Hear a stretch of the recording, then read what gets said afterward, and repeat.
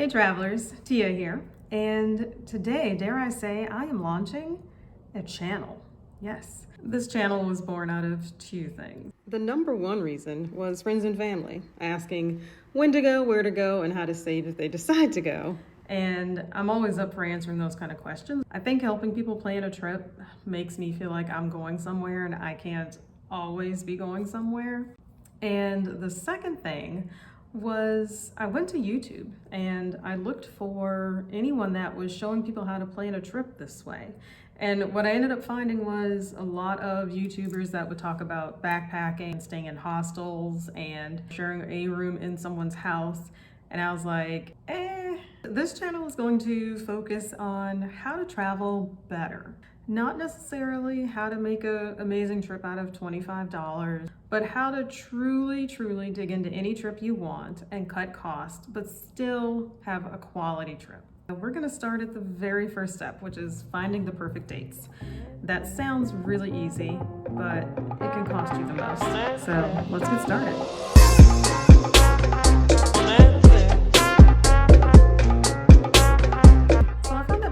Start off with create your budget, and I kind of thought of that as being a little backwards because there's a few things that come into play before your budget can even be created. If I'm going to Mexico or I'm going to Bali, those are two totally different trips. So I can't have a budget of $1,000 because really I could go to Mexico for $1,000 for like 4 days and enjoy myself and have a ball, but I can't get to Bali with $1,000. Because of that, I think we have 3 steps just to create our dates.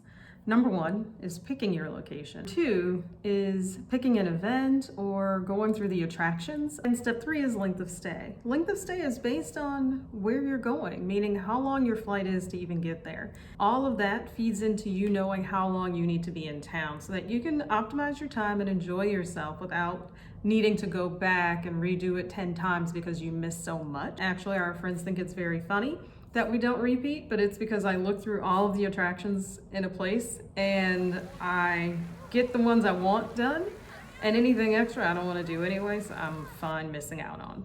So that I could detail all of the steps a little bit further, I picked one of our most difficult trips to plan, and it was this amazing trip we did to Melbourne, Australia a few years ago.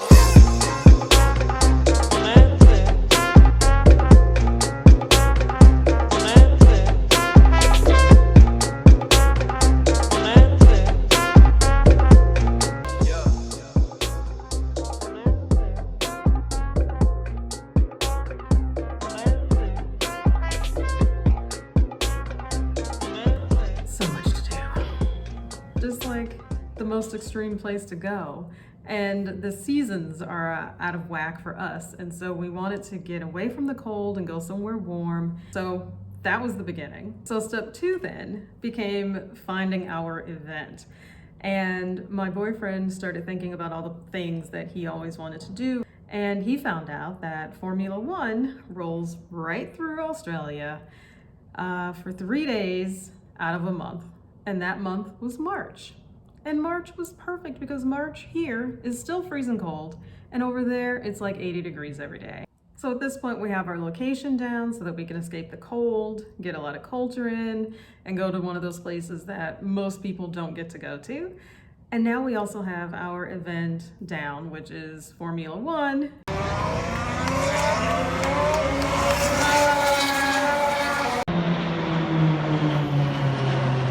And yes, it does eventually come to the States. It goes to Austin, but I mean, it's Austin. Who doesn't want to see it in Australia, right? And now we're on to our length of stay. So now at this point, we have our location, we have our event. And also the other piece of that was that the race was taking place in Melbourne, not Sydney, which is the New York of. So that kind of took us to a new spot, because then we thought, well, do we have time to make it to Sydney or not? So we looked at all of the attractions near Melbourne, and it was pretty amazing. And they were some were off the beaten path, which was awesome for us. We kind of like that. And so we now were creating our length of stay. Note, like while you're creating your attractions list, I would say to keep everything within 2 to 3 hours of your central spot. Some places, of course, call for you to jump on a flight or take a train somewhere and wake up in a new country, but not all locations require that. Melbourne was one of those places. Another plus about staying in one spot is your length of stay at the hotel or the house that you are choosing will impact your rate. If you're able to stay over those need dates, those are the dates that they usually are low occupancy, you'll see that your rate will either be flat or lower those days, and that can really save you a lot. In a later video, I will dig into how to hop around country to country in like Europe or something like that, and to make that travel day feel like a part of your vacation and an enriching experience rather than spending the whole day at the airport. At this point, we can start shopping for our flights. There are a few, of course, really great apps out there to use that help you look at more than your exact dates. Because once again, for us, we know that the race is taking place on a Friday, Saturday, Sunday. That's 3 days. But then we also have these other 9 days. So we now are going to base our arrival and departure date on flight costs. Really great options when looking at flights is SkyScanner and Hopper. I'm obsessed with Hopper.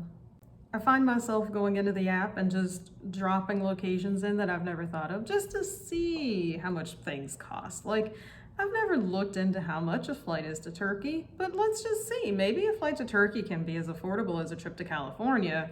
And now you have my interest, Turkey. All right, so enough of that. Into the app we go. You're going to click on flights. And on this page, you fill in where you're going from and where you're going to. I'm going to dream and say Tokyo because who doesn't want to go to Tokyo? At the top, you'll see you have round trip and one-way options. And then right here, you can choose your flights based on the dates. So it's pretty easy to glance through. You see green through red. The green, a lot of months that are green, so those would be the months Tia would be trying to go, which makes perfect sense to me. So we're going to go ahead and detail October. And looking at this, we're going to avoid any red and orange dates. So let's go for October 3rd through the 16th. And now on this next page, it's going to show us the details of the flights and the prices of those flights. All right, so here we go. So now it's telling us that our best flight is $1,121. And right below the bunny, it's telling me I should wait. It's literally saying, you can keep watching this trip. Do not book now. This price is going to drop, which is awesome. So if you scroll down to the very bottom, you'll be able to see the price prediction details. And this is why I use this app. So it's telling us in the next 5 months, the price is going to drop to $592, saving me $529. Totally worth waiting for. So I'm going to wait. It does give you the option too, if you wanted to select nonstop, if you see that at the very top there where it says choose nonstop. And it will only show you prices for nonstop flights. For long hauls, I actually prefer a stop, just one, maybe two, but usually just one. I just don't want to be on a flight for that long because I am not getting laying down flat seats. So now we've gone in and we're detailing the flight options that are available. And you can see the carriers, you can see the times, you can see how many stops they have and how long the flight is itself. And then if you tap on one, you can see all of the details. This one's showing us it goes from Atlanta to Detroit for a 39-minute layover and then flies from Detroit straight to Tokyo. So it gives you all the details and you are able to book from here. So on this page, we're going to actually watch this trip. When you click watch this trip, it gives you the option to put in a rate that you're willing to pay, and it'll actually alert you when it hits that rate. It's suggesting that price to be around $875. And it gives me alerts when the prices go up or down. And so now we're watching this flight. What we found when we started looking at our flights was it was beneficial to arrive the week before and depart the week after the race. So it was beyond perfect. And then had the week to ourselves before the crowd of people came in for Formula One. The race started on Friday, Saturday, Sunday. And then all those people started to depart Monday, Tuesday, even the press and everything else. And then we stayed through the week. And so we had this great kind of protective bubble around our rates and our flights because arriving early and staying late in a place that you needed all that time was amazingly beneficial. We got the event in, we got the flights in, and we got a great hotel, all at really reasonable prices during one of the biggest events of the year. That might be everything for step one.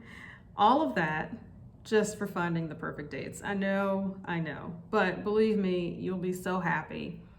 I want to hear if you guys have been to any of those once in a lifetime events, you know, like our Formula One experience.